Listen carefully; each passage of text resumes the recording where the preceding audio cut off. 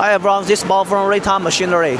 Today I'd like to showcase our KFP 125 tons H-type fin press machine. This machine now we are under commissioning before delivery. The fin size is 3/8.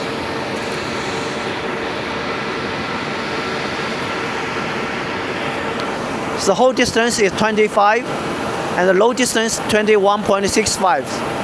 Next, let me show you how this machine running. In this video, we are conducting the final commissioning and performance testing for the fin stamping equipment and its supporting precision molds. This complete set of equipment is scheduled to be shipped to the United States soon after factory inspection. The fin type tested in this operation is the louvered fin.